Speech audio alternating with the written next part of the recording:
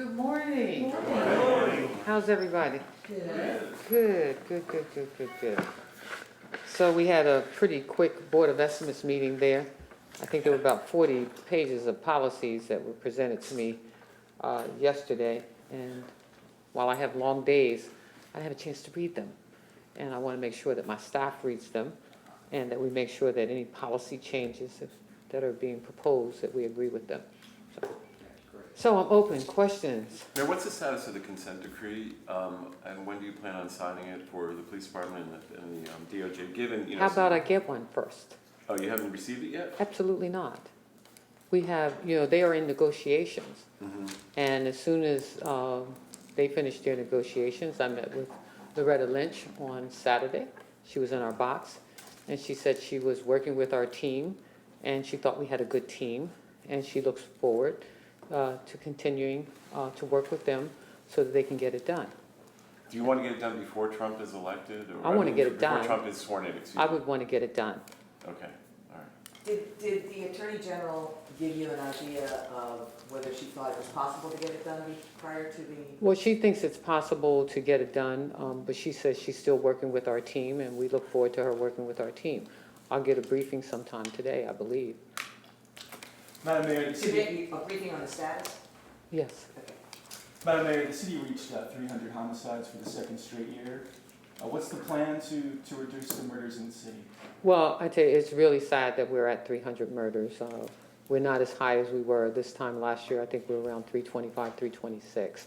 I think the murders are really, a big problem for our city. We know there are too many guns on the street. And I always tell folks, police officers can't walk up to you or knock on your door and ask you if you have a gun or you're getting ready to shoot someone. But I am working with the police department. We're going to have that conversation with the police commissioner today. I know he's doubled the number of folks who are on the streets, but crime is an indicator of some other systemic problems that this city faces. Whether it is the high unemployment rate, the number of homeless people who are now in our city, and I just believe that it's out of control. And I think that this conversation is not just with the police department. It has to be with community leaders and folks in our neighborhoods and our communities. What are we going to do to encourage folks to put down the guns? All I can say to the public is that the shootings have got to stop. The killings have got to stop. And so if that means that all of us need to work together to embrace our community and to get people to understand the value of life in our city and our communities, then that's the work that we have to do. And so I'm calling on everyone, all the leaders of our city, the church leaders. Let's start having conversations in our communities and our neighborhoods about how we make our city safer. I've had conversations about how dark this city is. And I was looking at the video the other day on television in reference to the communities where gunfire at night was taking place. And I'm saying these neighborhoods are just too dark. We've got to light this city up. And so I'm having conversations about where we're going to put lights in our city. I'm not talking about lights that shine in people's houses and become disruptive. I'm talking about lights that make it brighter in our neighborhoods and make people feel safer. And perhaps that'll be one of the things that will help to curb some of the violence that exists in the city. So when you talk about the lights, you're not talking about those portable lights that are like... No, I just said not the lights that you see shining in people's homes. I'm talking about lighting. And I think I said this earlier one time, that if you notice in some neighborhoods, the lights shine on the street, where the cars go up and down, but they don't shine on the pavements where people can walk up and down. That's very concerning to me. So Madam Mayor, just to follow up, what's the most important immediate change that can be made now? I'll have that conversation with the police commissioner. I tell people I don't seek to run the police department. I just want them to get the crime numbers down. And so we'll have that conversation. And I want us to look at how do we light our city. And I know that there's been a promise of 6,000 new lights in neighborhoods throughout the city of Baltimore. And we've got to strategically decide where they belong.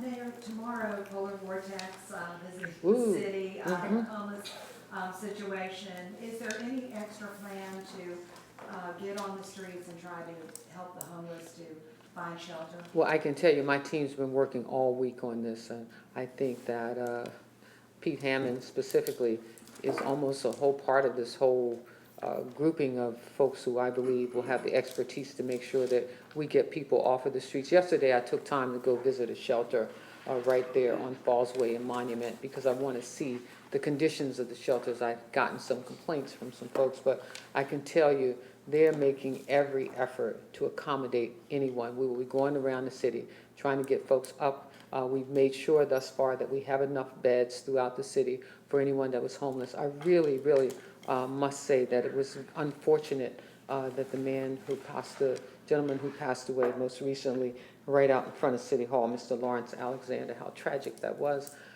When we had at least 20 beds right near here that he could have been able to take.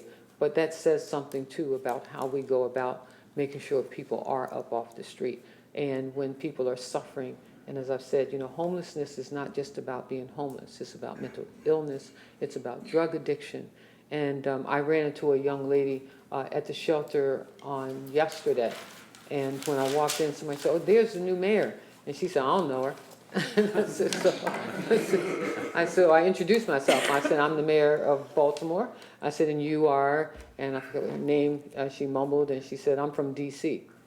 And again, she is part of what we consider to be a major issue for Baltimore. I've stopped on the streets and asked people, as I give them a bottle of water, where you're from, as far as Virginia. And while we know we have a problem, and that's why yesterday when I attended the Economic Development Alliance meeting on yesterday, and there were other regional leaders there, this is not just Baltimore's problem. And we've got to make sure that everybody takes some responsibility as it relates to homelessness. But we are prepared. We are going to be out on the streets making sure that we get people off the streets into the shelter beds that we're making available. Madam Mayor, there are people on the Housing Authority Board whose terms are up rather soon. Are you looking to I'm replace- looking at every single board where terms are up, that we get to select folks that we believe will function on those boards in the best interest of the city. Mayor Pugh, I have a question about water bills. A lot of money and time has been spent overhauling the system, but people still have a lot of complaints. In the past month, we've gotten complaints at the paper about a $35,000 water bill, an $80,000 water bill, et cetera. And also low-income people are saying that they are having trouble making these payments. Yeah. What do you have to say to the customers of Baltimore who? Well, I also got a phone call from someone very prominent who had a $2,000 water bill. Yeah. I remember 3 or 4 years ago getting a $3,000 water bill, and I was the only one using the water. So I know we said that we fixed it, but I do think somebody feels like we need to relax. Okay. All right, I guess. Somebody's singing a song. But anyway, let me just say that I think we need to take a real holistic look at the water bill problem. We know that there was a leak. There's been a leak in a pipe that's creating some problems in Baltimore. But, our taxpayers should not have to bear this burden. And so anyone that has a problem with the water bill needs to contact the water department. But I've said directly to the Department of Public Works that I think that this issue deserves a closer look. We said that we were preparing for a better system, and I'm not so sure even going to this monthly system is the best route. But, especially, it's cultural change, going from a monthly bill to now, from a quarterly bill to a monthly bill. But we don't want people's water turned off, and we do want an efficient water system, so we'll take a closer look at it. Mayor, the family of Tyrone West is having a press conference outside the medical examiner's office. He died in police custody in, I think, 2013 or 14. Wait, what year was that? I think it was 2014? 13. 13, sorry. And they want to know if they have new evidence presented, you would meet with them about the case because they feel like the case hasn't gotten proper attention. Yeah, but I don't handle cases. I think that's what we have a state's attorney's office for. I would direct them to the state's attorney's office. Okay, all right. Just wanted to ask. Thank you. Regarding Mr. Alexander, Lawrence Alexander, have you looked into or can you describe the events that took place in the hours before his death? No, I cannot describe Okay. the events that took place. What we have asked, what I've asked my folks to do is find out why that occurred. Mm-hmm. Does anybody have any idea what time it occurred? Were there any beds where Mr. Alexander could have gone?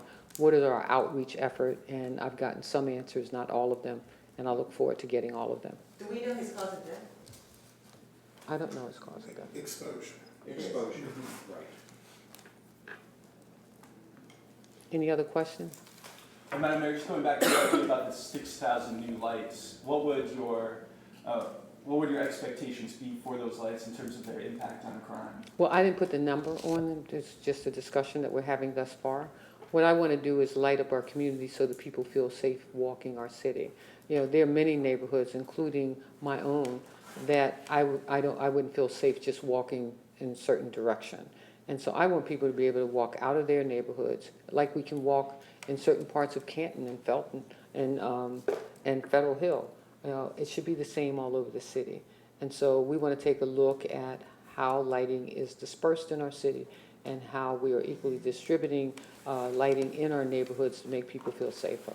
And that could reduce homicides? I'm saying that it's part of the contribution, I believe, in terms of just making the community safer and making people feel like this is not an area, because it's bright, that I want to commit a crime in.